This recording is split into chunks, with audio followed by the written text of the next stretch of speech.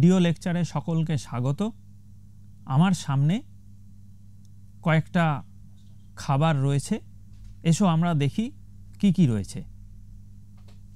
আমার সামনে এই পেট্রি ডিশে কিছুটা চিনি রয়েছে, এই পেট্রি ডিশে কিছুটা মিছরি রয়েছে এবং এই পেট্রি ডিশে কিছুটা আজিনামোটো রয়েছে। বাজারে এটাকে আমরা আজিনামোটো নামে চিনি। আমরা দেখি তিনটের ভৌত ধর্মের মধ্যে কীরকম সাদৃশ্য বা বিসাদৃশ্য আছে। এই যে চিনি,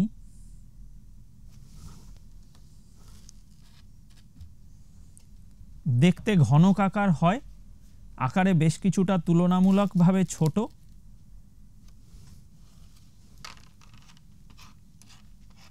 মিছরি আকারে বেশ কিছুটা বড়। আজিনামোটো অনেকটা ঠিক চালের মতো লম্বাটে লম্বাটে কেলাসিত বস্তু। চিনির সাথে আমাদের সকলেরই পরিচয় রয়েছে, বিভিন্ন খাবারে মিষ্টদ্রব্য হিসেবে চিনি দেওয়া হয়। মিছরি এটাও তাই। আজিনামোটো এর সম্পর্কে আমরা একটু আজকে জানব। এই যে বস্তুটি বিভিন্ন খাবারে স্বাদ বাড়ানোর জন্য এই রাসায়নিকটি দেওয়া হয়, রাসায়নিকটি মোটেই খাদ্যযোগ্য নয়, খাবারে ব্যবহারের উপযোগী নয়, কিন্তু অসাধু ব্যবসায়ীরা খাবারে স্বাদ বাড়ানোর জন্য একে ব্যবহার করেন। বাজারে যে সস্তা চাউমিন, মোগলাই, এগরোল এইসব খাবারগুলো রয়েছে তাতে এই বস্তুটি প্রচুর ব্যবহার করা হয়। এসো আমরা দেখি এই আজিনামোটোর রাসায়নিক ধর্ম কি। এই যে আজিনামোটো, এটার রাসায়নিক নাম মনোসোডিয়াম গ্লুটামেট। রাসায়নিক গঠনটা এই রকম দেখতে। কার্বন, হাইড্রোজেন, নাইট্রোজেন, অক্সিজেন এবং সোডিয়াম আছে। সর্বোচ্চ সহনসীমা 1 কেজি খাবারে 500 মিলিগ্রাম এবং food safety and standards authority of India তারা এই সর্বোচ্চ সীমা বেঁধে দিয়েছে। নিউরোট্রান্সমিটার, আমাদের মস্তিষ্কের যে কোষগুলো রয়েছে সেই মস্তিষ্কের কোষের ট্রান্সমিটারের মতো কাজ করে এবং কোষের ক্যালসিয়াম চ্যানেলকে জোর করে খুলে রাখে। কোষ প্রচুর চেষ্টা করে এটিপি খরচা করে যাতে ক্যালসিয়ামগুলোকে কোষের বাইরে বার করা যায়, কিন্তু তা সত্ত্বেও একটা বড় নৌকায় যদি ছোট ছিদ্রপথে হুহু করে জল ঢোকে, বাটি দিয়ে কি সেই জল বের করে দেওয়া যায়? ঠিক একইভাবে ক্যালসিয়ামগুলোকে পুরো বার করতে না পারায় কোষের মধ্যে, মস্তিষ্কের কোষে অতিরিক্ত ক্যালসিয়াম জমে যায় এবং ক্যালসিয়াম জমে যাওয়ায় কোষগুলো ফুলে যায়। মস্তিষ্কে এর ফলে অ্যালঝাইমার, পার্কিনসন্স এই ধরনের রোগ হতে পারে। ভ্রূণ হলে সমস্যা আরও বড়। ভ্রূণে খাদ্যের সরবরাহের বিঘ্ন ঘটে, এমনকি বন্ধ্যাত্ব পর্যন্ত হতে পারে। অনিয়মিত হৃদস্পন্দন, মাইগ্রেন, স্থূলত্ব এই ধরনের নানা সমস্যা এই আজিনামোটো খাবারের মাধ্যমে যদি দীর্ঘদিন আমাদের শরীরে যায় তাহলে সেই রোগ হতে পারে।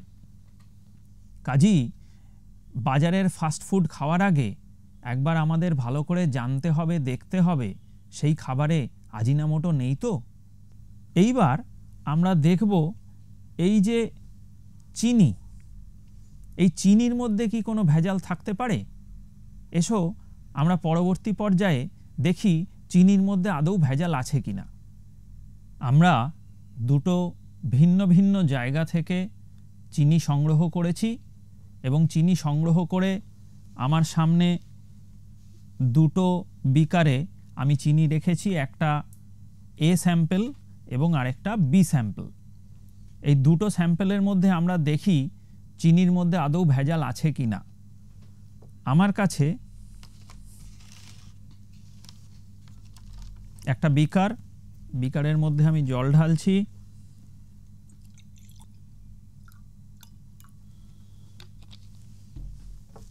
আরেকটা বিকার, জল ঢেলেছি, চিনি স্যাম্পল এ, সেই চিনিটাকে আমি বিকারের মধ্যে ঢেলে দিলাম। স্যাম্পল বি, সেটাকেও আমরা জলের মধ্যে ঢেলে দিলাম। দুটোকে গুলে দিলাম।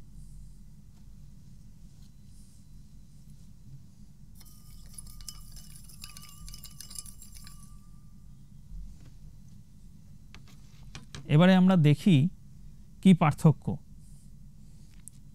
এ স্যাম্পল, সেখানে আমরা দেখতে পাচ্ছি জলটা বেশ পরিষ্কার। বি স্যাম্পল, সেখানে আমরা দেখতে পাচ্ছি জলটা কিছুটা ঘোলা এবং ভালো করে খেয়াল করলে জলের উপরিতলে কিছু হালকা জিনিস ভেসে বেড়াচ্ছে, যেগুলো জলের মধ্যে গলেনি। এইগুলো হলো চকের গুঁড়ো বেশিরভাগ ক্ষেত্রেই।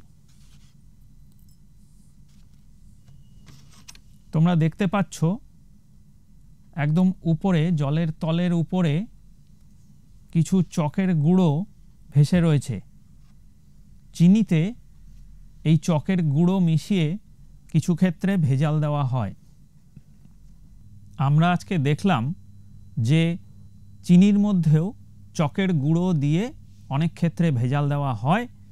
কাজেই খুব সহজ পদ্ধতিতে, ঘরোয়া পদ্ধতিতে আমরা চিনির ভেজাল ধরতে পারি। নমস্কার।